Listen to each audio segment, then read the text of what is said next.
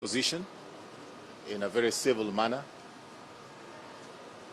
They had a right to be heard, but the majority of us, of the Senate rather, because I'm not a member of the Senate, the majority of the Senate members of the Jubilee Party Alliance had their way because there were more of them.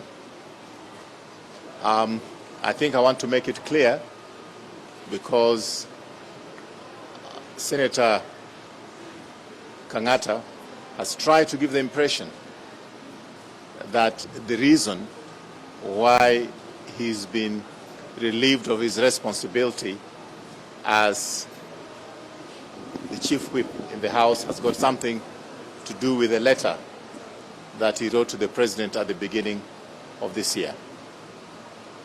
I want to be able to explain to you that that is not the case, at least not the case directly. We had a meeting with Honorable Kang'ata with the leadership of the House, actually the leadership of Parliament. There were 8 of us, and we reached some conclusions because we did feel that whatever opinions he had to make is within his right as a member of the Jubilee Party, and he should not be vilified or punished for that. But the way in which he did them was what was the question that we thought he should realize, that there's decorum, there are ways of addressing these issues when you want to talk to the leadership of the party, and especially if that leadership happens to include His Excellency the President. After that meeting, we had another meeting at the Jubilee headquarters in which we invited him. He refused to come. And we discussed a few other confidential issues in which we put him online to be able to talk to us. But in a most unfortunate way, he decided to discuss what we discussed in closed meetings outside to the media. That was his biggest failure as far as leadership is concerned. You don't kiss and tell. You don't kiss and tell.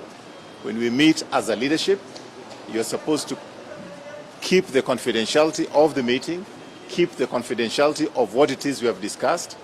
But if after talking, immediately you go out and expose those who you talked with and what you said with them, then that is not acceptable, and that is his biggest failure as a leader, and therefore the rest of the leadership in the Senate are not able to trust him going forward.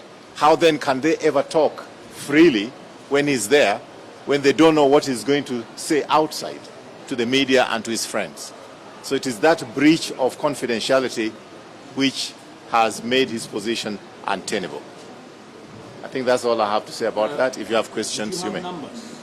There's an assertion that has been made that you did not have the requisite numbers, and according to their calculation is that Jubilee has 38 senators, and if you were to get him out, you need a resolution by 20 members, and you, according to your own calculation, you had only 15. What would you say about that? Well, it's a little bit difficult for me to get into a debate with people who have already said they are not members of Jubilee Party, and I cannot be really going back and forth in terms of what they have calculated and what conclusions they have come to.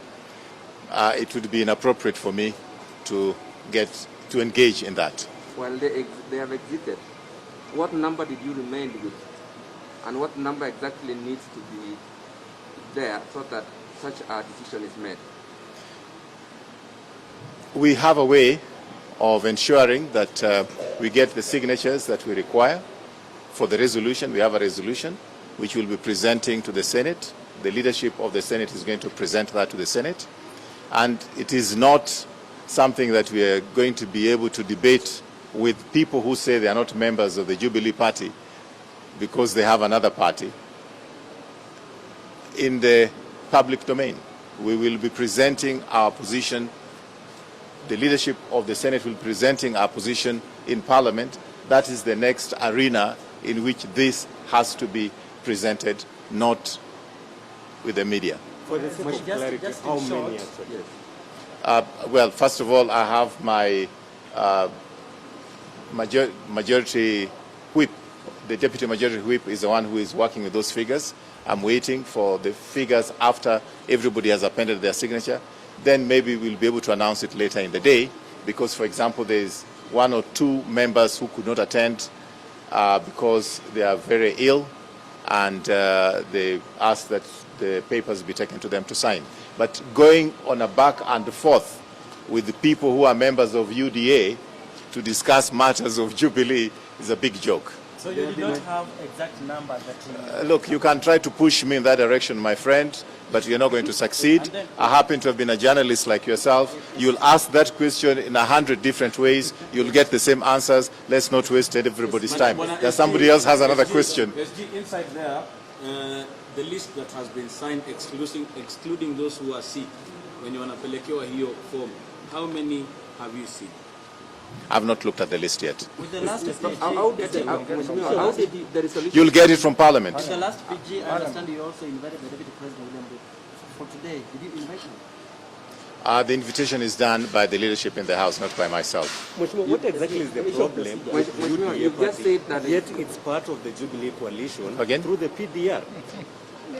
You are asking about UDA? Yes. Please ask the question The again. question is, UDA is a member of Jubilee coalition through the PDR. What is the issue with Jubilee party and Jubilee and PDR, or rather the current UDA, yet it's a coalition partner? Have you seen the deed of the coalition at the Register of Political Parties? Please go and look at that, then you can come ask me that question. Now, procedurally, the matter says you have never served the notice of delegation to raise the desk. It is of interest that Kangata is the one who invited the team when he was the deputy whip to one Susan Kihika. And he's the one who invited, actually mobilized to have a meeting that removed Kihika. Please ask Senator Kangata what is so different about this case. When I ask you one final, maybe. When I... Yes. Thank you very much. Kiongozi wa wengi labda pia... I did not chair the meeting.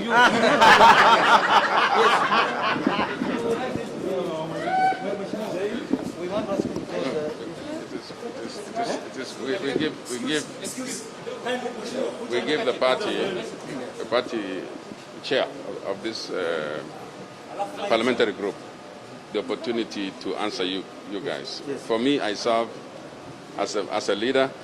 I serve with whoever is coming to replace Kangata.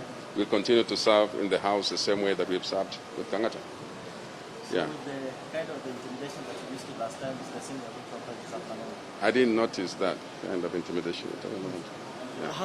What would be different in bringing on board those who some of this meeting? You're right. My duty is to bring everybody on board. Yes. And so after this meeting, that's also my duty, to bring everybody on board, because we need everybody. This is not a situation that is strange to Kenyan politics. I mean, we know that if loyalty is a test, the party decides. I'm there as a servant of the parliamentary group, so I'll just serve and wait to serve with whoever comes in. That's all. Are you going to accommodate the expelled members in the House today? Again, that is written in the rules. I don't admit. There is the speaker, not me. Yeah, thank you.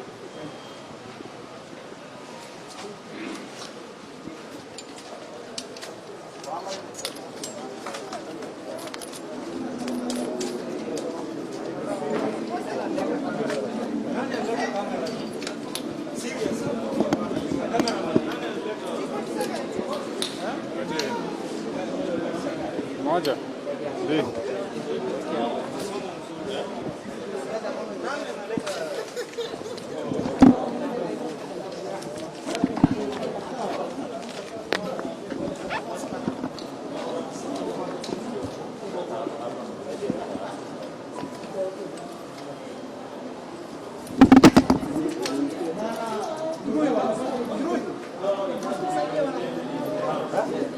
It's not